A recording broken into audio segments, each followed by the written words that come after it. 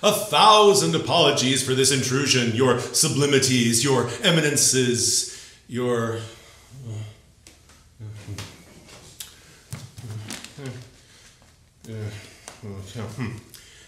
elevations, pinnacles, colossuses, hugenesses, amplifications, vastnesses, voluminousnesses, enormities, globosities, mightinesses, most mercifuls, magnificences, immensities, sagacities, omniscience, supernal eminences, monstrosities, corpulences, promontories, omnipresences, aggrandissements, grossnesses, orotundities, and excellencies. This is episode 54 of the Dudley Simpson is Doctor Who Project. I have one final short trip for you this season, although technically it is a suite. It comes from season 15's The Sunmakers, writer Robert Holmes's satire on the British taxation system. The Doctor, Leela, and K9 land on the surprisingly balmy planet Pluto and discover a society of refugees from the planet Earth living under a totalitarian, plutocratic, capitalist regime. By a massive stroke of good luck, this is one of the only Simpson original soundtracks that exists in its entirety and was released commercially in 2020. Regular viewers and listeners of the project know that this score is also rightly famous for its renewal of the Doctor's theme, which you heard in episode 38. Despite a wide variety of colorful, memorable characters, Simpson created a repeated theme for only one other character. Not the grotesque collector worrying around in his chair, not the obsequious gatherer Hade, the head penny pincher, but Hade's second-in-command, Marn. Her music is not so much about her, but about her entrances into the gatherer's office. It heralds her first appearance in Part 1, reporting an airspace violation. The TARDIS has landed on the roof of Megropolis 1. Then, in Part 2, Marn leads the Doctor into the office to meet the Gatherer in an attempt to smooth over his rough treatment at the hands of an ATM. Finally, as the Doctor leaves the office, he bows as she re-enters and reports to Hade that the tracking system is keyed to their departed guest. Simpson's three brief sketches, charming, slinky, and devious, make up this transcription. Music when Marn walks in.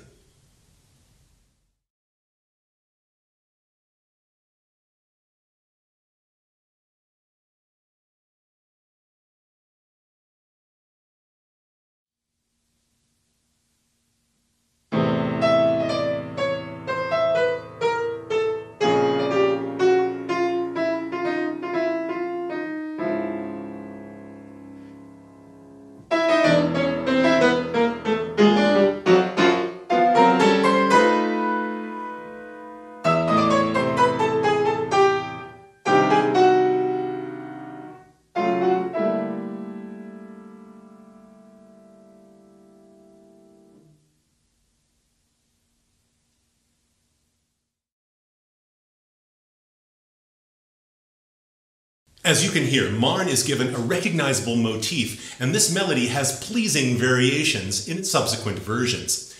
What inspired Simpson to give Marn's entrances the full musical treatment? Well, Jonita Scott is a beautiful woman, probably, so perhaps that was inspiration enough for him. For certain, these walking scenes would always be supported by music, so Simpson makes it reflective of her as well as pleasing to the ear. And as usual by now, her musical gait is at 120 beats per minute. For her entrance into the story, supported by horns and organ in an ominously low register, a clarinet lightly supported by organ slinks chromatically down an octave, broken up by sudden upward leaps. With the harmony starting on A minor, notably with the fifth of the chord E in the bass, the melody steps down from E to A, landing on the minor third C on the downbeat of the second measure. The first of the leaps back up is from this C up to E before jumping down to B in resumption of its chromatic steps. Now the harmony shifts up to B flat minor, while her melody continues its luxurious glide from A flat down to F, the fifth of that chord. At A flat, another leap up, here to a devious D natural. Devious not only due to the tritone interval, but because the third of the harmony is D flat, not D. Even so, this gesture is so brief, our ears hardly notice the dissonance.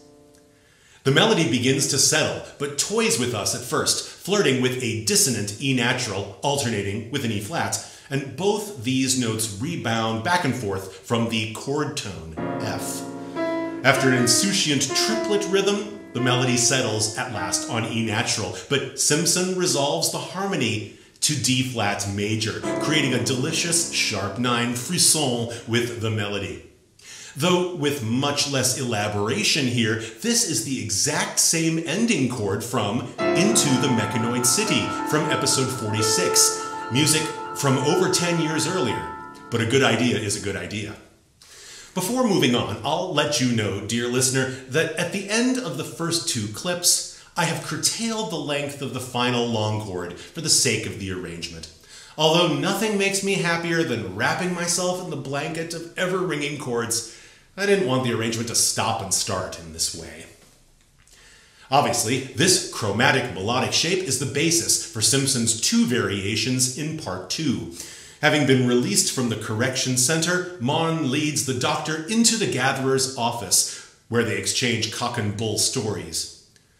Supported simply by a unison bass note in the organ and bass clarinet, the identical melody returns, but here is doubled at the octave and also augmented to quarter note triplets. This augmentation, rhythmically speaking, is a sort of midpoint between the original rhythm and the double time rhythm heard in the 3rd version. A few other nuances here. First, at the downbeat of the 2nd measure, the organ inserts a new harmony, a B-flat dominant 7th chord, which has a juicy tritone relationship to the E natural bass.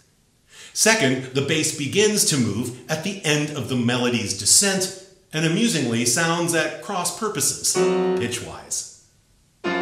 The conclusion of this short clip is brand new. Supported by rising tritones, the melody leaps up fitfully and resolves on B, dominant 7, flat 5, a well-worn yet no less effective chord from the Simpson vocabulary. In the 3rd and final clip, the variations go a bit further afield. The supporting harmonies return to the low register minor chords with the 5th and the bass, but here leap from one to another rather than the stepwise crawling of the first segment. Beginning on A minor as before, the first leap is to C minor, then a further leap up to F sharp minor, resolving to G minor with added 9th. This is the only time a thicker version of minor harmony is used.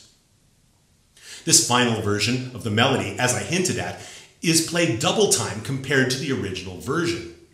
The chromatic gliding is a bit more streamlined, that is, with no more leaps, and the notable absence of B flat reinforces the A minor harmony more firmly.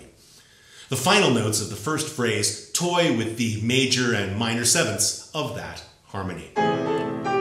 With the shift to C minor, after a beat of silence that seems to point this out, this toying idea is reiterated, here from the 5th, up chromatically a half step, and resolving, surprisingly, to the tritone, or augmented 4th of C. After one more beat of silence, one last toying idea, starting on the major 7th of F sharp minor.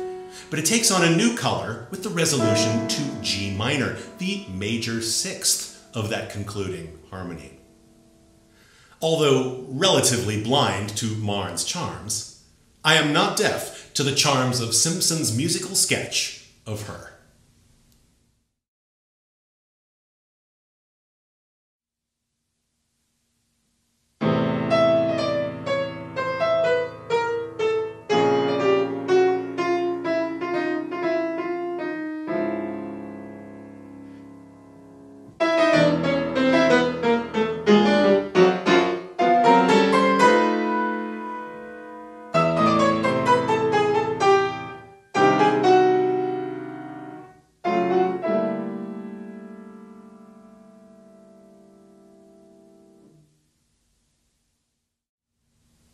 I am gratified that you watched episode 54 of the Dudley Simpson is Doctor Who project. I have the honor to remain your humble and obedient servant.